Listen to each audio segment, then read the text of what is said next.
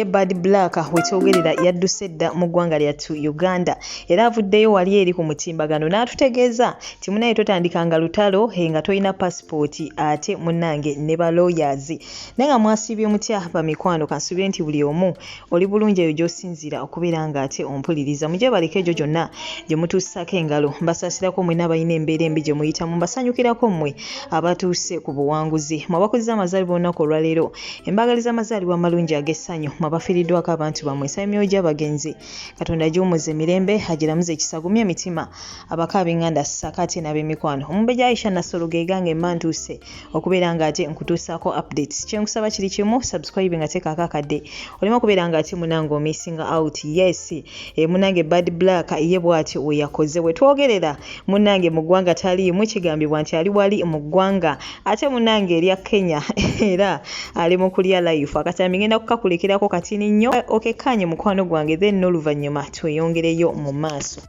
Soose ne mbateerayo vidiyo eno naye nga sibannyonnyodde awo we mulaba ndi ku airport byabaddewo ebyo byajjo mwagala update this update that's airport huyo Slim Daddy awo ng'akola gym twatuuse gye tulaga mwebale kutusabira kati eyo good life omuntu gy'abeera yeetaaga bahani. So that's our hotel where we are going to spend our vacation. Good life yiyo kijakuzi kikyo ya kati tugenda kubanga tumala ano obudde abe Uganda tujja kudda tubalabe emisango nga tegiriimu ssente teginkwatako mba nina okunoonya omusango omulala ogulimu ssente ne mulyoka muntwala mu kkooti omulamuzi nja kuswalewo omulamuzi nga luli yansibira biliyoni 11 ate kati nga ndi ku bwereere sijja bikkiriza konze kangulewo ka flight ticket ne bange engeri gye mubaddemu mu stress nze tugende tusobole okuba nga ate tukiringa wuyo Slim Daddy wange 6 pack obuvumbo the only man with a 9-inch. Bye bye. Yes, munange byebyo walinga watulaga Slim Daddy ali mukola ate munaye ku mubiri ku 6 packs wali kwegamba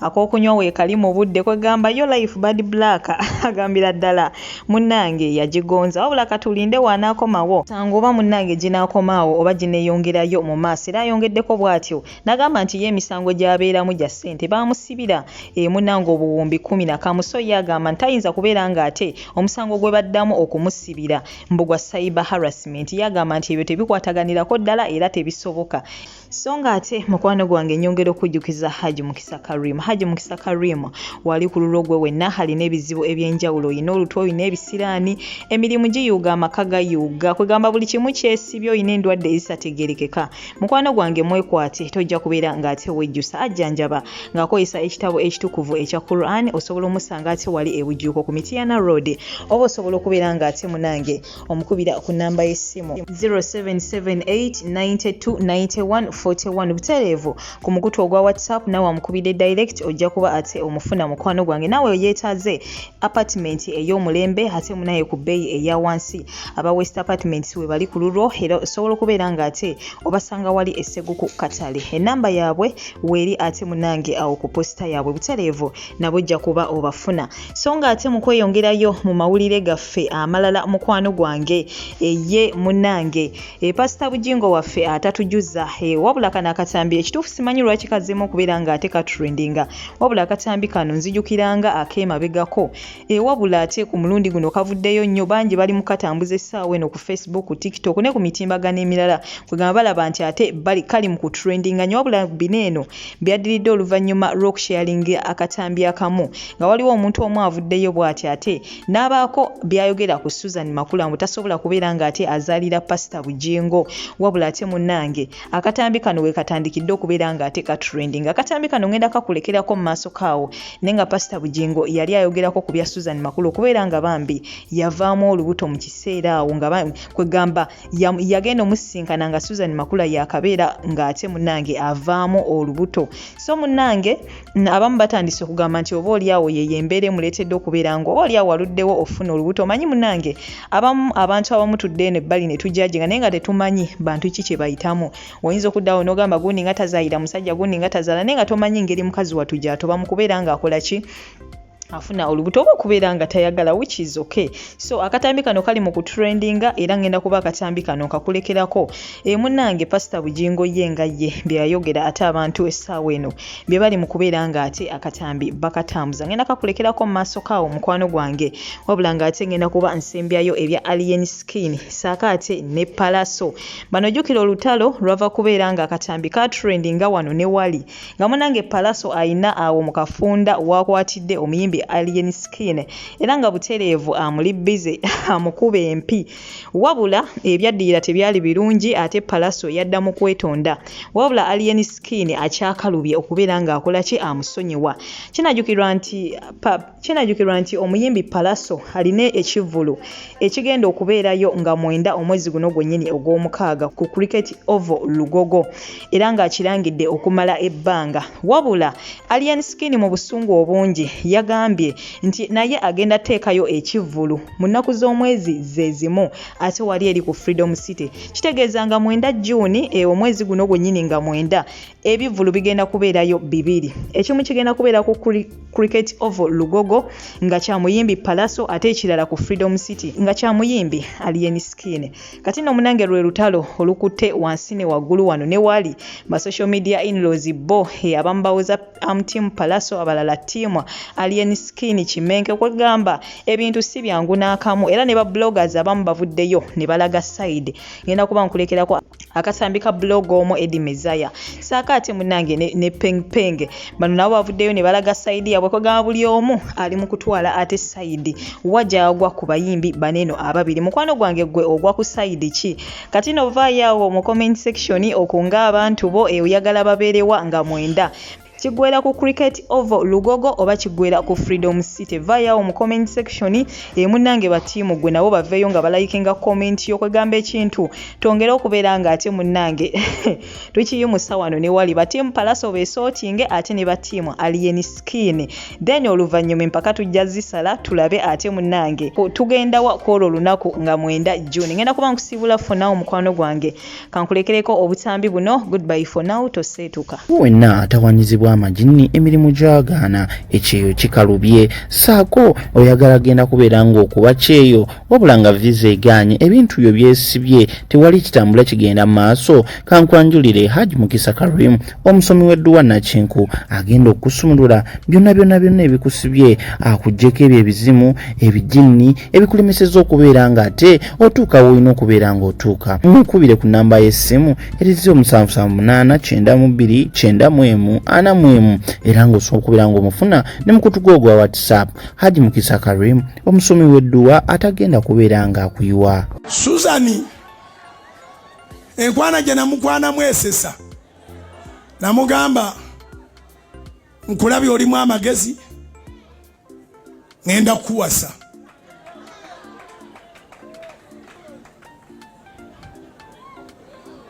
naye ngenda kuwasa naye ekigambo kyegambye tekiri kumpi applicable naye okumanya nga kyegamba kirimu omulamwa ojja kulaba Musumba Edward Kayizi nja mukusindikira gwoba oyogera naye akubuuze nyina omukazi sirina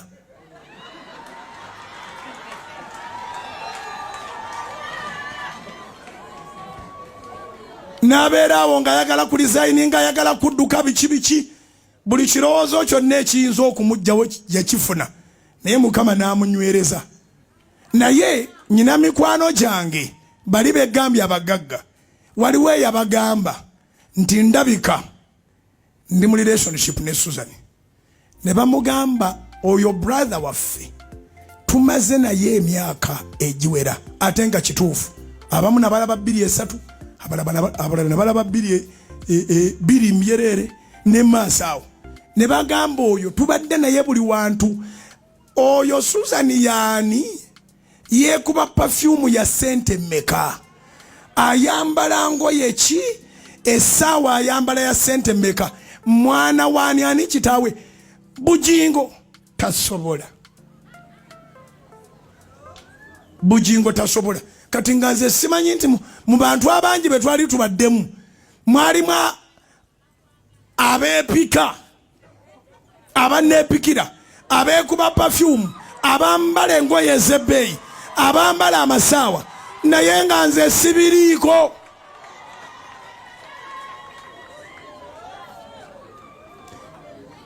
Baali bateekawo n'omukono ne gutemebwako okutuuka nze lwe nabatuukirira ne mbaga nti mumanyi nadduka ndi mukazigo naye njagala kuyiiya ndabike nti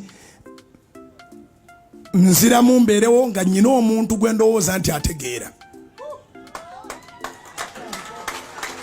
Bonna ne balinda ekintu eki, ani oyo? Ne mubabuulira bo bennyini be banneegambira nti baabitugamba dda ne tugamba nti oyo yeekuba perfume ki. Ate weewuunye saamulinamu interest in the beginning all over nga nze musabira ku bizibu bye ng'alina ebizibu Susan oyo.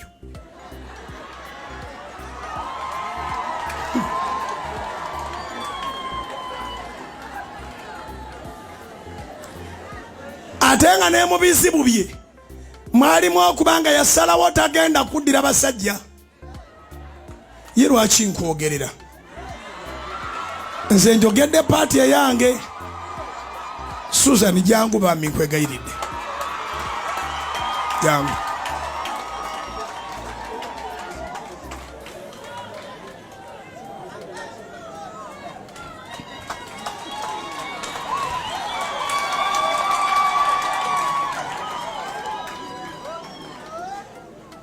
Yali amaze okumbulira ebizibu byayiseemu naye nga waliwo ate bye yali yakayitamu awo ng'avuddemu olubuto naye ng'ekyalugjamu eyalumuwa ate era nga yennyini era yaluleetera okuvaamu. Bwe yamukubira n'amugamba nti ali lubuto n'amuga nti olwani ani yakugamba nti nkwagala? Kakati kakazi katu ekyo kye kasembayo okulya kasaba akagamba nti ani yagandi bakaagala ne kagwa wansi okusiba nga ali mu ddwaliro oto ne luvaamu.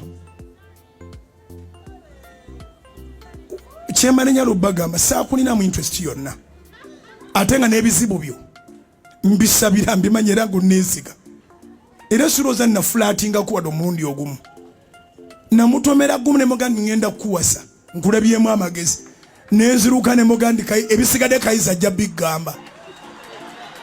Yongera okujjukiza gwe mukwano gwange yeetaaga okupangisa ennyumba ku bbeeyi ensaamusaamu ng'ennyumba ya mulembe wabula ng'ateyo ebbeeyi ensaamusaamu. Weetaaga ennyumba ya lunaku lumu, wiiki emu, mwezi, mwaka oba n'okusoba. Weekwate aba West Apartments munnange basangibwa wali Seguku Katale okulinaana National Prayer Mountain. Balina ennyumba eziri furnished ng'ogenda nga wooli kwegamba buli kimu okisangamu wabula ate balina n'ezo ezitali furnished. Osobola bafuna ku nnamba y'essimu 077302 2292. Bekwate mukwano gwange tojja kubeera ng'ate wejjusa. Yes. Team Alien Skin. Dwaki tosonyiwa palaso. Omusajja akwetondedde emirundi egisukka 4 mu 6 n'atuuka n'okufukamira n'ogaana okumusonyiwa n'otuuka n'okumuteekako ekivulu ku lunaku lwe lumu ng'omusajja alangidde ekivulu kye emyezi egisukka 6. Ogwo si mutima mubi eri bayimbi banno. Abo nno be bannayuganda abamu abalowooza nti omuntu amala okukukosa najja n'akwetondera kikkakatako okumusonyiwa. Nze nno ndi ttiimu Alien Skin wadde ng'ate mpagira palaso kuba nnyimbira bulungi ekyamazima amanyi okuyimba. Naye gwe munnayuganda agamba nti Alien Skin ayina okusonyiwa palaso kuba amwetondedde, simanyi musajja munno n'atuuka n'okufukamira. Weebuuzeemu abakubeera nga yamuggyamu eriiso, abakuba nga yamumenya omukono, era abakuba nga ali mu kkomera. Palaso yalibadde yeetondera ani? Alien Skin yalibadde asonyiwa palaso singa ekigendererwa kya palaso kyali kya kukola bukozi ggulire ng'omuyimbi. Naye ekigendererwa kya palaso kyali kibi nnyo eri Alien Skin. Teyandimukubye ate n'amukwata ku vidiyo n'agiteeka mu publiki. Kyali kyakumuttira linnya ng'omuyimbi, nga bizinensi ye efe ey'okuyimba. Kati Alien Skin muwagira okuteekayo ekivulu ku lunaku lwe lumu ne palaso nga tutunuulidde ebyabayimbi nga tutunuulidde business nti amaduuka mu kikuuba agatunda engoye erimu bwe likola leero eddala terikola teriggulawo nti gaggulawo okay eyo business ekirala tutunuuliremu nti Alien Skin bwakera ku maca n'agamba nsonyi y'epalaso business ya Alien Skin ey'okuyimba ejja kuba eweddewo ekigendero kya palaso kiba kituuse eky'okumukuba ku video n'amuteeka mu public amuswaze kati Alien Skin alina okulemerako weekubemu mu mutima weebuuze singa Alien Skin teyalemeddeko obutasonyiwa palaso yandibadde afunye emmotoka ya Benz ekikolwa kya palaso kuba Alien Skin obutasonyiwa palaso kigenda kutuyamba okuteeka discipline mu bayimbi balekerawo okutta bannaabwe balekerawo okumanyira bannaabwe era Alien Skin senga tasonyiye palaso bwe bugagga bwagenda okubeerako naye bw'anaakera n'amusonyiwa business ebeweddewo mujjukire Bebe Cool ku Bobi Wine bw'akera ku maca n'asonyiwa Bebe Cool femu ebeweddewo eya music team Alien Skin mwegendereze ekigambo Alien Skin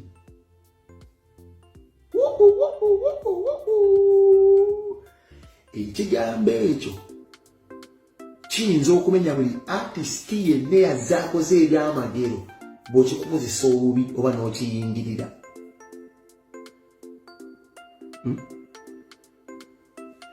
I can bet with my testicles nteekawo ebinege omuntu ajja abinsaleko if Alien Skin is not the most beloved artist today but by default nsobola okuddiramu Lucifer naibele nsimbawo sente wabeerawo omuyimbi asinya Alien Skin obuganzi katuda as I speak yangosaleko ebinege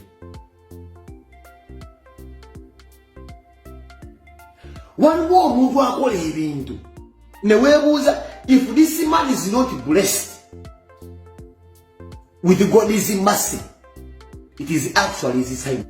I have never seen an artist atambula n'omwana omuto in a nightclub n'amubranding n'omwana omuto n'abeera celebrate champion good. Ladies and gentlemen, we have two celebrities.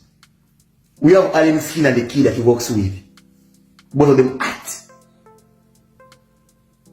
They're going to do what they do. Do what they do. Alien Skin is the artist at the moment. Act.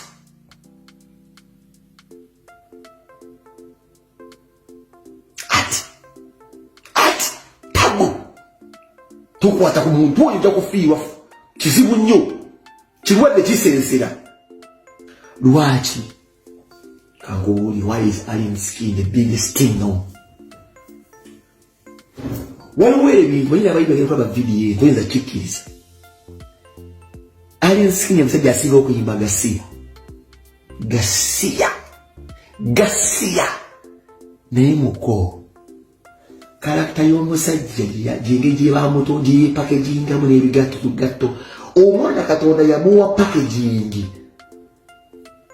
esikiriza kiringa ettaali lisika enseenene omwana alina embeera interview gyazikolamu engeri gy'ayimiriramu how he presents himself muzibu kunyiigira alinga ettaali esika enseenene. Alien Skin, ladies and gentlemen, it is a drug. Mmanyi abayinza okugenda wa Alien Skin today. Mmanyi talina nnyimba ziyinza kukubeezaawo. But just because you love him naturally. Muzibu butaagalo.